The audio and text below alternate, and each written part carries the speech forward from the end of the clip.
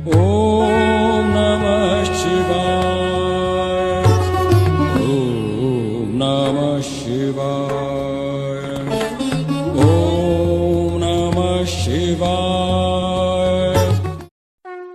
ओम नमः शिवाय।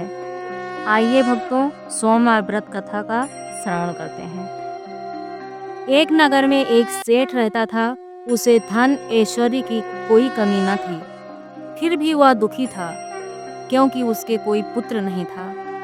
पुत्र प्राप्ति के लिए वह प्रत्येक सोमवार को व्रत रखता था तथा पूरी श्रद्धा के साथ शिवालय में जाकर भगवान गौरी शंकर की पूजा करता था।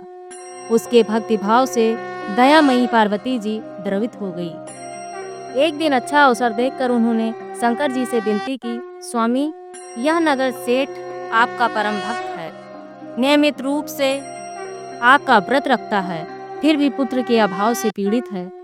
कृपया इसकी कामना पूरी करें।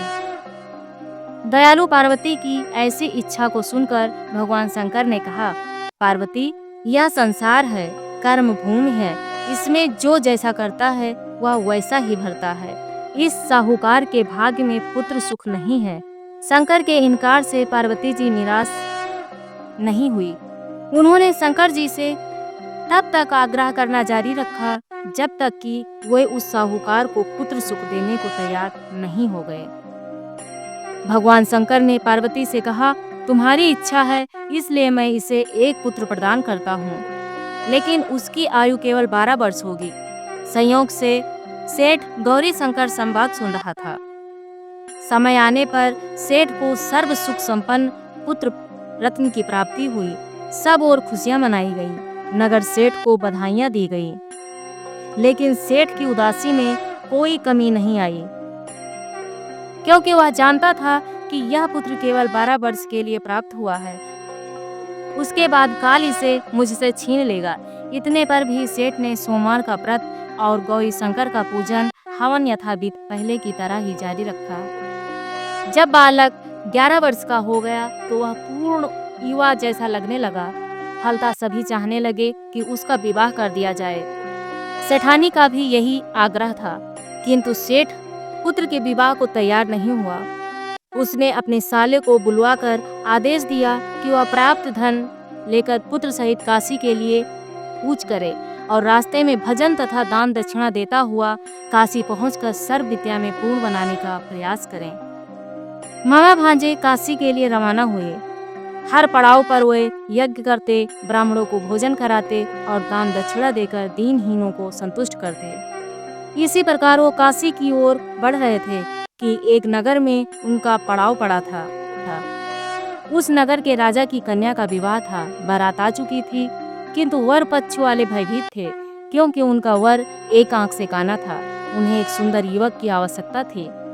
गुप्तचरों से राजा को जब सेठ के पुत्र के रूप गुण की चर्चा का पता लगा, तो उन्होंने विवाह के पूरा होने तक लड़का यदि दूल्हा बना रहेगा तो वे उन दोनों को बहुत धन देंगे और उनका एहसान भी मानेंगे।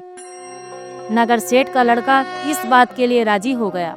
कन्या पक्ष के लोगों ने राजा की पुत्री के भाग्य की बहुत सराहना की कि उसे इतना सुंदर वर मिला। जब सेठ का पुत्र विदा होने लगा तो उसने राजा की पुत्री की चुनरी पे लिख दिया कि तुम्हारा विवाह मेरे साथ हुआ है। मैं राजा का लड़का न होकर नगर सेठ का पुत्र हूँ और विद्या अध्ययन के लिए काशी जा रहा हूँ। राजा का लड़का तो काना है। राजा की लड़की ने अपनी चुनरी पर कुछ लिखा हुआ देखा तो उसे पढ़ा और विदा के समय काने लड़के के साथ जाने से इनकार कर दिया। फलतः राजा की बारात खाली हाथ लौट गई। सेठ का पुत्र काशी जाकर पूरी श्रद्धा और भक्ति से विद्या अध्ययन में जुट गया।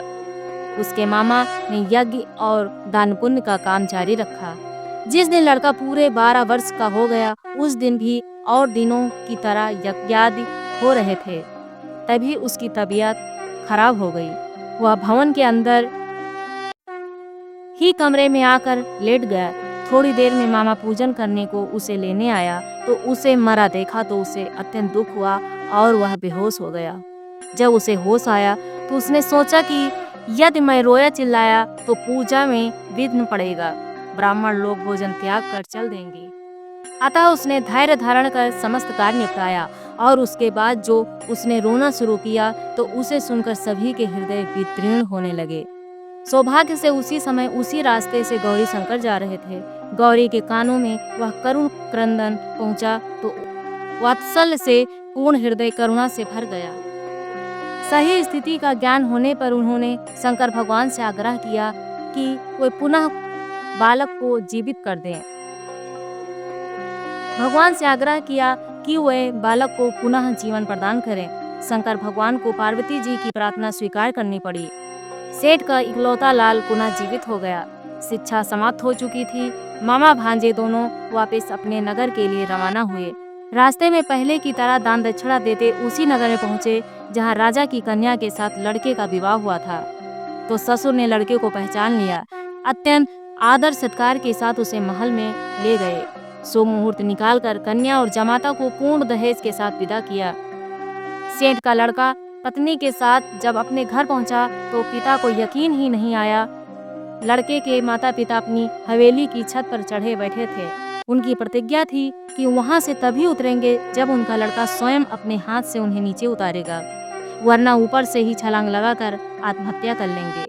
पुत्र अपनी पत्नी के साथ हवेली की छत पर गया। जाकर माँ बाप के सपत्नीक चरण स्पर्श किए।